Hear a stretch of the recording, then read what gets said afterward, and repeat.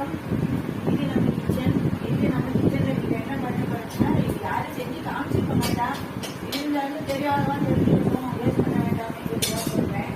நேற்று மிச்சம் இந்த பழைய சாம்பார் இது. இந்த சாம்பாரை எப்படி டேஸ்டியா ஆக்கி சாப்பிடலாம், இப்படியே வைக்கிறாங்க, வெறுமச்சில வச்சு சாப்பிடலாம், எப்படி சாப்பிடலாங்கிறத காட்டுறேன். இதுல நல்லெண்ணெயை விட்டுட்டு கடுகு அதெல்லாம் எதுவுமே தேவையில்லை. வெங்காயம் மட்டும் ஒரு 2 பெரிய வெங்காயம், குழம்புக்கு தகுந்தாப்புல பெரிய வெங்காயத்தை போட்டு 2 உப்பை போட்டு வதக்கிண்டாச்சு. இந்த வெங்காயத்துக்கு வேண்டிய உப்பு 2 போட்டு வதக்கியாச்சு. நம்ம இதை இப்போ வெங்காயம் வதங்கி எடுத்து இப்போ இந்த பழைய சாம்பாரை நான் இதில் விட்டு நல்லா கொதிக்க விடுறேன். இது சுண்ட குழம்பு வேறு, இது இந்த திருவாதிரை குழம்பு, இந்த பொங்கலுக்கு சங்கராந்திக்கு வைக்கிற குழம்பெல்லாம் மிஞ்சி எடுத்துனா எல்லா ராத்திரியும் இனிமேல் தான் பண்ணுவா. பண்ணிட்டு இது நான் இந்தமாரி பண்ணி நல்லெண்ணெய் விட்டு நல்லா கொதிக்க விட்டு, அதெல்லாம் விரதம் இல்லாத அன்னைக்குன்னா பெரியவாளும் போட்டுப்பா, இல்லை பிடிக்காதவா வேண்டாம்னு விட்டுருவா, குழந்தையெல்லாம் போட்டுப்பா. இது சாதத்துல போட்டு பிசைஞ்சு சாப்பிடலாம், தயிர் சாதத்துக்கு தொட்டுக்கலாம், என்ன வேணா பண்ணலாம். இது நல்லா சுண்ட விடணும்.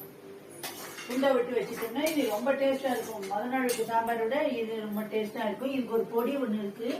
இது கடலைப்பருப்பு, மல்லி, மிளகாய் வத்தல், ஒரு 5-6 மிளகாய் வத்தல், ஒரு கைப்பிடி அளவுக்கு தனியா, ஒரு அரை கைப்பிடி கடலைப்பருப்பு, இது மட்டும் போதும். சில பேர் மிளகு, ஜீரகம், வெந்தயம், கருவேப்பிலை அதெல்லாம் போட்டு அரைக்கணும்னு அரைக்கலாம். ஆனால் நான் சாதாரணமாக தான் தடவை அரைச்சிருக்கேன். இந்த பொடியை இதில் இந்த குழம்புக்கு தேவையான அளவு போடணும். நான் ஒரு 2 ஸ்பூன் போட்டால் போதும், அவ்வளோதான். போட்டு நிறுத்திட்டேன். இது நல்லா சுண்டி புகையல் மாரி வந்துடும்.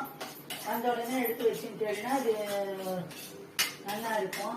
இதில் ஒரு 2 ஸ்பூனுக்கு நல்லெண்ணெயை விட்டுக்கணும்.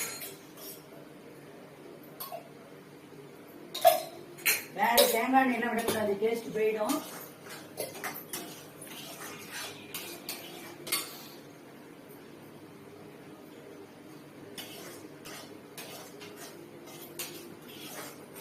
இது ரொம்ப நல்லா எக்ஸலண்டா இருக்கும். இந்த பழைய குழம்பெல்லாம் சுட வச்சு காமிச்சுட்டு இருக்கோம் அப்படின்லாம் நினைக்காதுங்கோ. வேஸ்ட் பண்ண வேண்டாம். சமைச்சு சாமான் வைக்கிற விலைவாசி இல்லை.